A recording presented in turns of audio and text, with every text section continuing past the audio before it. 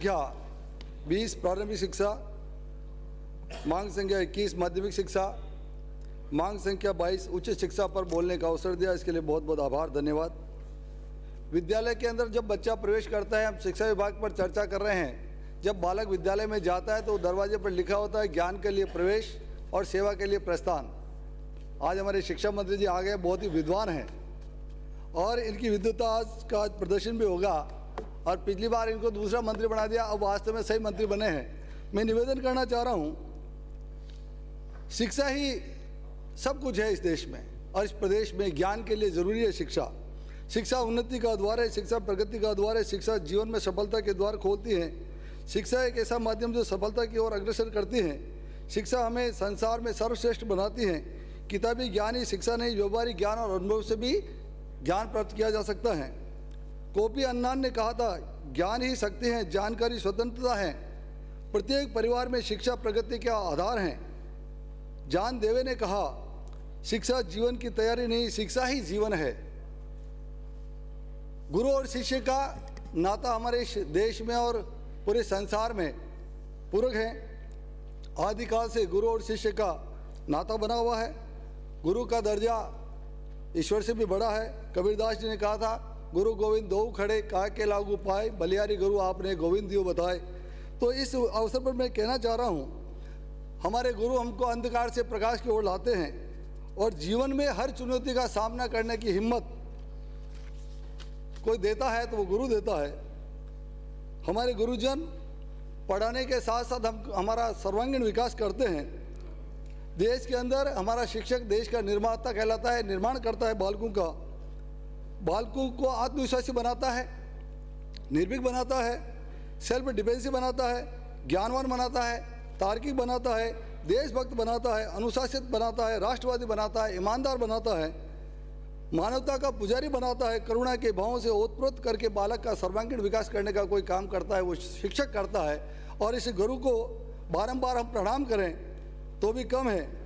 शिक्षा के क्षेत्र के अंदर बजट का प्रावधान तो खूब रखा जाता है।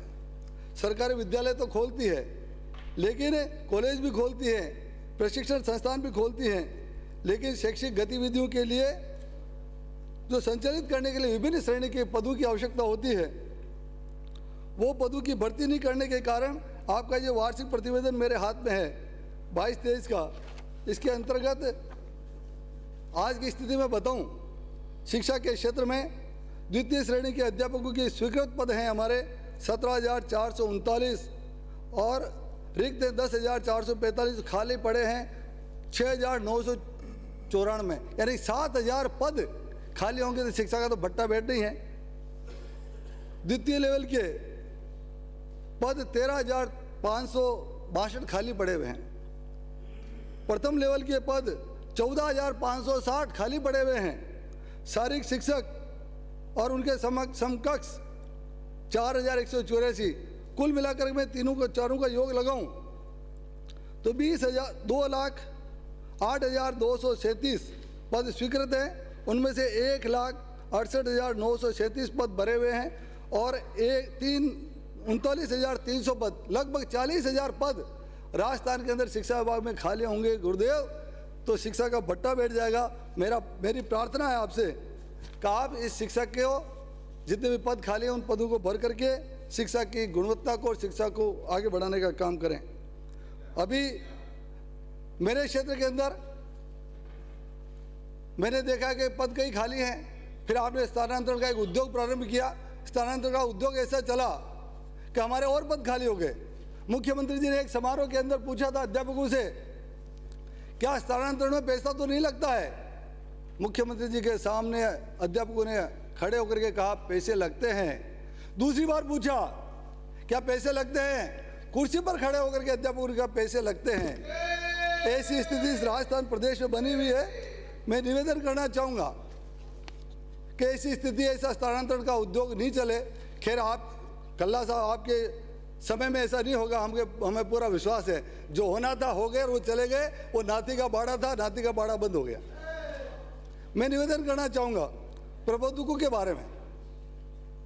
93 के अंदर जब मैं पहली बार आया था तब गुलाब जी कटारिया शिक्षा मंत्री थे, उस समय प्रबोधक लगाए गए थे और आपने प्रबोधकों की पदोन्नति का काम करने के लिए अभी हमारे मुख्यमंत्री जी ने 2022 में बीएड और बीपीएड जितने भी प्रबोधक हैं उन प्रबोधकों की पदोन्नति के लिए 1/11/21 को वित्त विभाग को हमारे मुख्यमंत्री जी ने सहमति प्रदान कर दी, लेकिन आज तक 5000 प्रबोधकों की पदोन्नति का कार्य पेंडिंग पड़ा हुआ है। ये आपकी पुस्तक कह रही है, मैं नहीं कह रहा हूं। और एक निवेदन और, प्रबोधकों का वेतन दे रहे हैं, सब कुछ दे रहे हैं, इनका नाम परिवर्तन करके अध्यापक बना दो, क्या दिक्कत आ रही है? प्रबोधक कहो चाहे अध्यापक कहो, बात तो वही है। इसलिए इनका नाम परिवर्तन कर दें तो इनको भी एक सम्मान मिलेगा। पैरा टीचर, पंचायत सहायकों के वेतन के लिए भी मुख्यमंत्री जी ने कुछ समय पहले कहा था, 2-3 महीने पहले, इनको 21,000 रुपये का वेतन दिया जाएगा। फिर अपनी बात से पलट गए और उनको कहा 10,000 देंगे, अब वो 10,000 का भी पता नहीं है। इसलिए मैं निवेदन करना चाहूँगा, आपने एक और निवेदन कर रहा हूँ मैं, विद्या संबल योजना, अध्यापकों की कमी को देखते हुए आपने विद्या संबल योजना प्रारंभ की, फार्म जमा कराए, करोड़ों रुपए अभ्यर्थियों के खर्च हो गए और वो योजना बंद। क्या होगा? माननीय शिक्षा मंत्री जी आपसे निवेदन करना चाहूँगा कि इस प्रकार से लोगों को, बच्चों को गुमराह नहीं करे तो अच्छा रहेगा।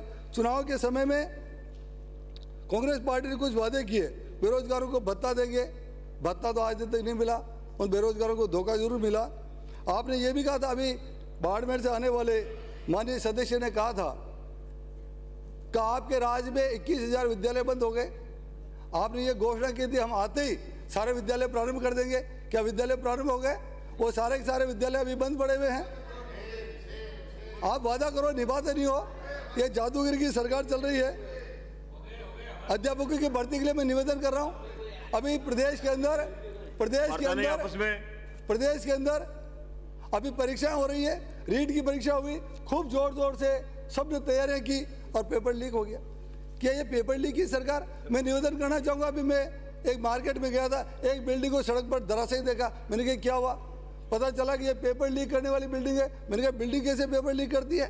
वो किराएदार है बेचारा, उस किराएदार की बिल्डिंग पर बुलडोजर चलाया गया। आपको बुलडोजर चलाना था तो वास्तव में उसका जो बेईमानी करता है, जो पैतृक मकान है उसको जरूर आप उसको सजा देते तो हमको बड़ी खुशी होती है, लेकिन आपने उसके साथ में अन्याय किया।